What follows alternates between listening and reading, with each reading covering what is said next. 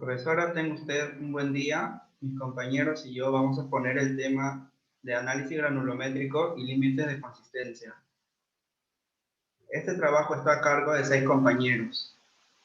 El tema que vamos a abarcar va a ser en 3 partes. Análisis granulométrico, que está conformado por los alumnos Elis y Rodrigo. Después viene lo que es límite límite líquido, que está encargado por Juan Bengolea y el alumno Elis Vázquez. Y también está el límite plástico, que está conformado por mí y el alumno Carlos. A continuación pasaremos por el primer tema, que es análisis granulométrico.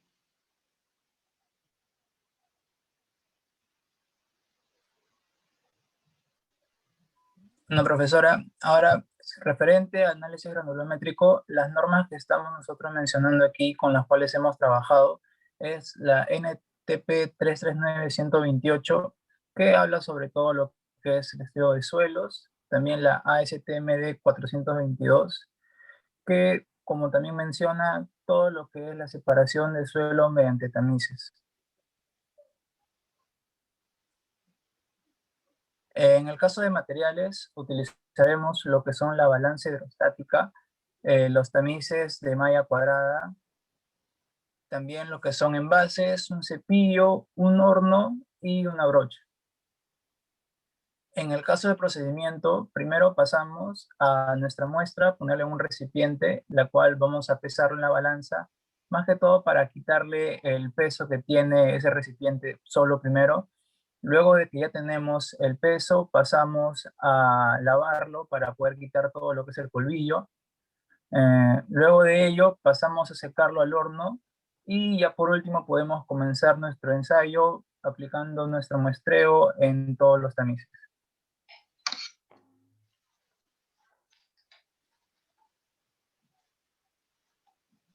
Cálculos.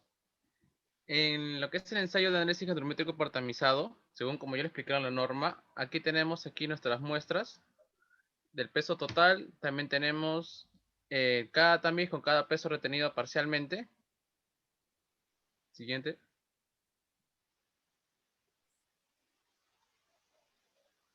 Ya. Aquí, como le expliqué, cada tamiz está con su dimensión y su peso retenido. ¿Cómo se logra hallar el porcentaje del peso retenido? Es demasiado fácil. Sumas los pesos retenidos, te sale un total, el cual, para llegar a 39.58, ¿qué se hace? Agarro el primer peso retenido y lo divido entre el total por 100 para que sea en porcentaje, y así sucesivamente. El porcentaje retenido acumulado, ¿qué viene a ser? Es la primera suma con, se puede decir, con su diagonal. 39,58, como pueden ver en el primer porcentaje retenido acumulado, con el 18,80. Te va a salir 58,38, el cual le vas a sumar, ¿cuál? Su diagonal, que viene a ser 15,85, y así sucesivamente, que te va a dar un total de 100%. El porcentaje que pasa, ¿cómo se halla? El porcentaje retenido acumulado es lo que va a retener, y lo que pasa viene a ser el 100 menos 39,58 para que te salga qué es lo que pasa realmente. Siguiente. Y aquí podemos tener la curva granulométrica que nos salió con los datos obtenidos en las tablas anteriores. Y ahora, aquí tenemos lo que es los diámetros. Para definir la graduación se utilizan 3 tamaños. Como pueden ver, el D10, el D30 y el D60. El cual, ¿cómo se hallan? Para hallar un D10, tienes que tener el diámetro de la malla superior menos una operación con el porcentaje que pasa por la superior menos llega a ser el número que sale, que viene a ser, si es de 10, le vas a restar el 10, menos, abres paréntesis, que es el DS, que viene a ser el diámetro de la malla superior, menos el DI, que es el diámetro de la malla inferior. Todo sobre el porcentaje de PS, que viene a ser la malla superior, menos el porcentaje de P1, que viene a ser la malla del inferior. De ahí, con ello, una vez que hallamos el D10, el D30 y el D60, vamos a hallar lo que es el coeficiente de uniformidad, que viene a ser el D60 entre el D10. Y el coeficiente de curvatura, ¿cómo lo llamamos? Que viene a ser el de 30 al cuadrado entre el diámetro de 60 por el de 10.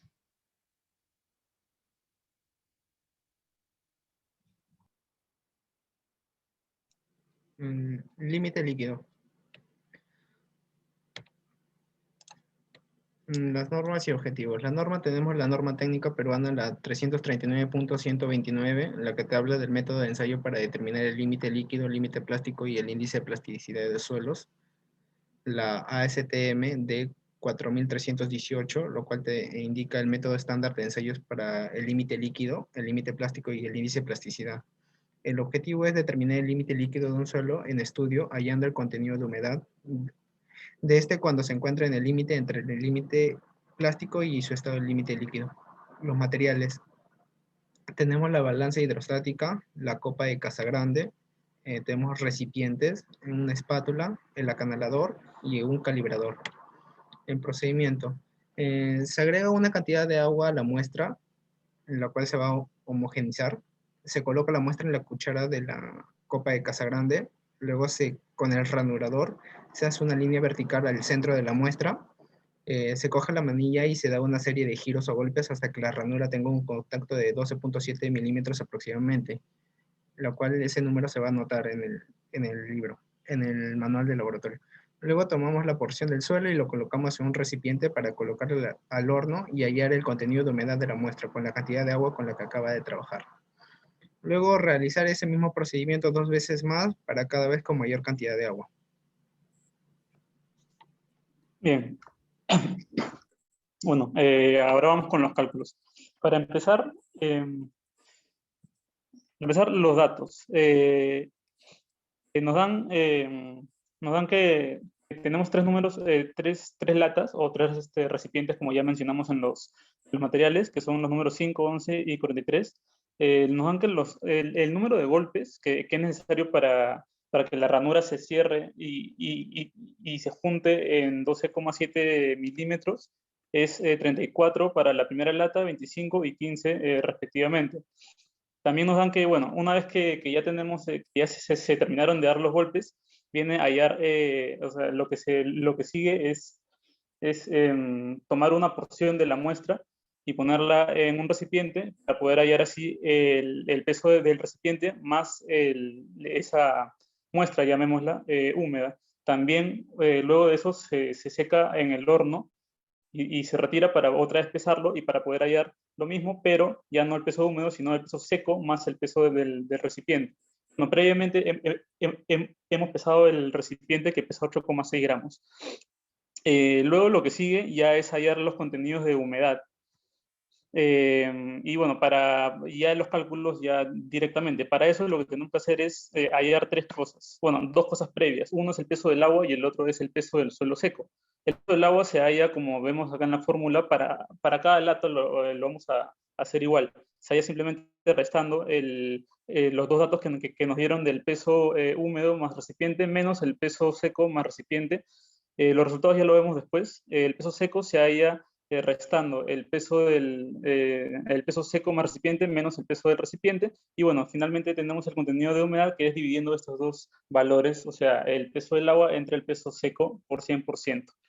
Siguiente, por favor. Y así se hace lo mismo para cada lata. Ajá, igualito, y siguiente, y ya está. Siguiente, por favor. Bien, aquí tenemos el formato, que ya tenemos acá todo lo que teníamos antes, que son los datos, y bueno, como dije, los resultados los vemos ahora. El peso del agua es 4,9, 3,6 y 3,8 respectivamente. El peso del suelo seco es 32,4, 30,4 y 33,4 respectivamente. Finalmente, dividiéndolo, tenemos el contenido de humedad de cada muestra, que es 15,12, 11,84 y 11,38 para cada muestra. Con esto siguiente, por favor. Con esto ya podemos ir al gráfico de fluidez, ya que el gráfico de fluidez lo que requiere es que tengamos para cada muestra el número de golpes y el contenido de humedad. Finalmente, más arriba hemos llegado al contenido de humedad y ya teníamos el número de golpes.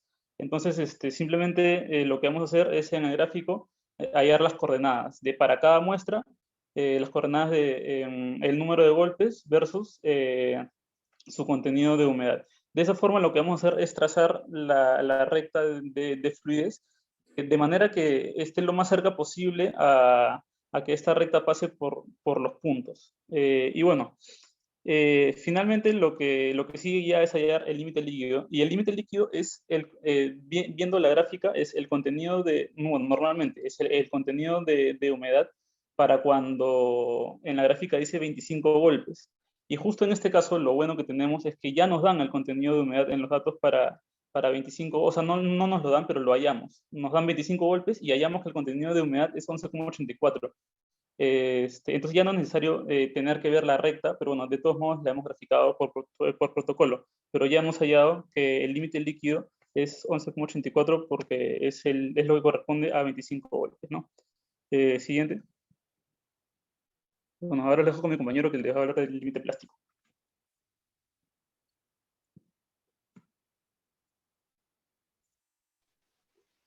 Empezaré con las normas.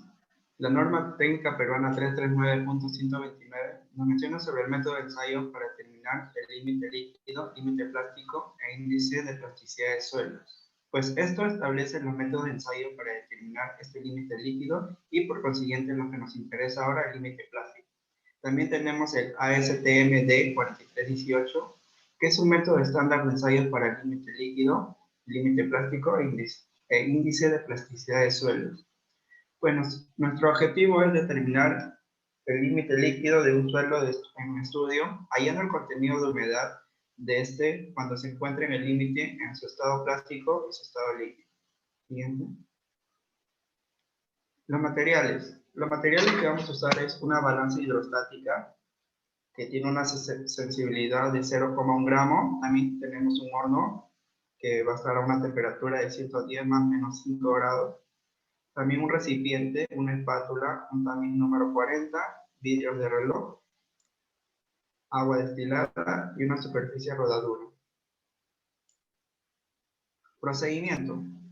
Pues bien, se comienza moldeando la mitad de la muestra en forma de un elipsoide, para después esto formar como un tipo de rueda con los dedos, y con esto ejercer una presión necesaria para formar cilindros de tamaños pequeños. Ahora, antes de llegar al cilindro de un diámetro de unos 33.2 milímetros, todavía no se ha desmoronado. Entonces se vuelve a hacer un elipsoide y a repetir cuantas veces sea muy necesario, hasta que se desmorone aproximadamente dicho diámetro. Luego, el desmoronamiento puede manifestarse de modo distinto en los diversos tipos de suelo. ¿Entienden? Pues los suelos muy plásticos en el cilindro queda dividido en trozos de 1 milímetro de longitud, mientras que en suelos plásticos los trozos son mucho más pequeños. La porción así obtenida se coloca en vidrios de reloj o pesa filtros tarados. Se continúa el proceso hasta reunir unos 6 gramos de suelo y se determina la humedad de acuerdo con la guía de determinación del suelo del contenido de humedad. Asimismo, se repite con la otra mitad de la masa en el proceso indicado y por consiguiente se anota en la tabla correspondiente.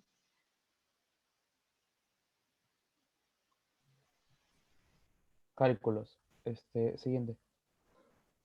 Los datos de que estuvimos en el laboratorio fue de que el peso suelo húmedo más la lata, el peso suelo seco más la lata y el peso de lata no presentó. Entonces, ¿qué quiere decir? Que es un suelo que no presenta plasticidad.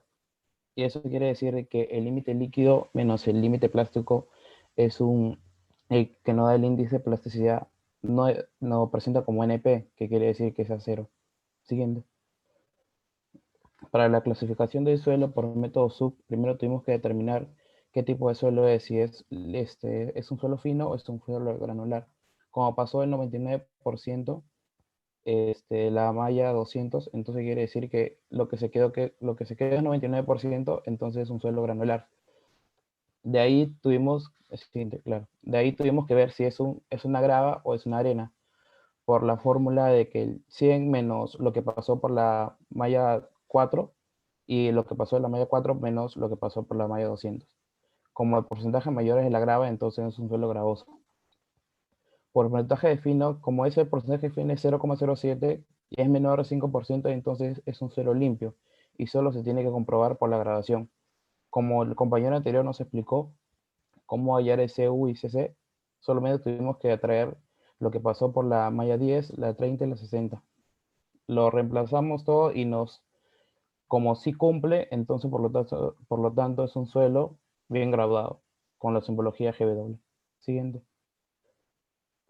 Para clasificar el suelo por el método ASHTO, también tuvimos que diferenciar, pero tuvimos que ver si es un suelo fino o es un suelo granular. Por los porcentajes que pasó por la malla 200, vemos de que es un suelo granular, ya que no superó el 35%. Del ensayo anterior, traemos el límite líquido que es 12, el límite plástico que no presentó, y como dije anteriormente, el índice plástico que es NP, que es cerca a cero.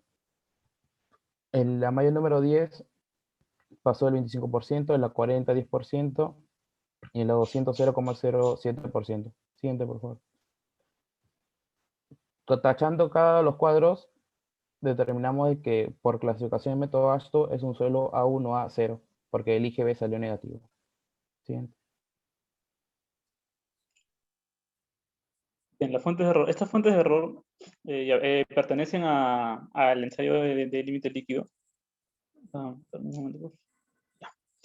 Bueno, son tres fuentes de error que hemos encontrado o sea, tres cosas que nos pueden llevar, ¿no? a un resultado poco deseado, un resultado no muy exacto en este ensayo. Lo primero que nos puede llevar a un resultado no muy deseado, a un resultado no muy exacto, es que, bueno, hay suelos que absorben el agua lentamente, por lo que puede obtenerse un límite líquido erróneo por no haber la muestra terminado de absorber una tanda de agua cuando se adiciona otra. ¿Esto qué quiere decir? O sea, simplemente quiere decir que al momento que al suelo le echamos el agua, tenemos que echarle, o sea, se le suele echar en más de una tanda, o sea, no es que una sola y se mezcla y ya, sino que se le suele echar de a pocos. Entonces lo que sucede es que hay suelos que no lo absorben lo rápido que deberían. Entonces, cuando sucede esto, sucede que cuando luego le echas más agua, el suelo no se había mezclado y ya le estás echando más agua, lo que te puede llevar a un límite líquido falso, erróneo. La siguiente fuente de error es que la muestra seca podría ganar humedad si el aire si no se tiene cuidado. Bueno, ya, ¿qué pasó? Ya bueno, con esto me refiero perdón, ya, a que cuando vamos a hallar el contenido de humedad, cuando secamos la muestra, la secamos y luego la pesamos. Pero lo que hay que tratar de hacer es que hay que ir rápido del horno a la balanza, porque si se demora, la muestra seca, que debe ser pesada seca, puede captar la humedad del ambiente y luego no sería el peso seco auténtico. Y bueno, lo tercero y último de la fuente de error es que la muestra seca también podría ganar humedad de otra muestra, de otro ensayo. Si es que una muestra seca se mete junto con una muestra húmeda, la muestra húmeda se seca y le puede pasar un poco de humedad a la muestra seca, y esto haría que finalmente se llegue a un error, ¿no? Por lo que hay que evitar siempre, tratar de evitar meter una muestra seca y una muestra húmeda a la vez. Eso es todo.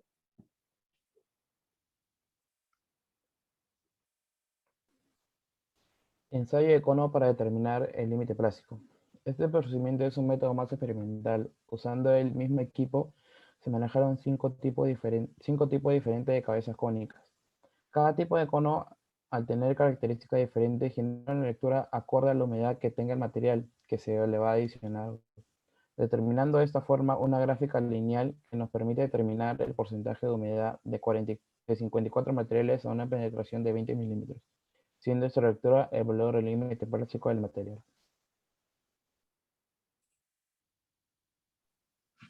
Así como mi compañero mencionó lo del ensayo de cono, también tenemos el análisis granulométrico por hidrómetro. En este caso, tenemos que una de las ventajas que nos puede dar este tipo de ensayo es de que puede ser utilizado para hacer varias pruebas en un mismo día. Por ejemplo, esto nos puede ser útil para cuando tengamos que hacer un estudio de un suelo de un terreno grande.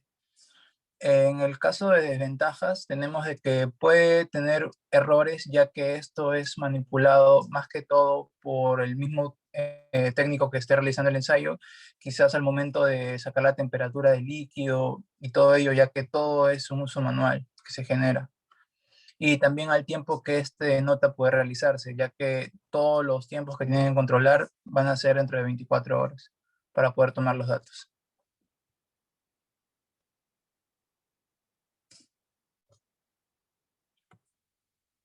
Eso sería todo, profesora. Gracias.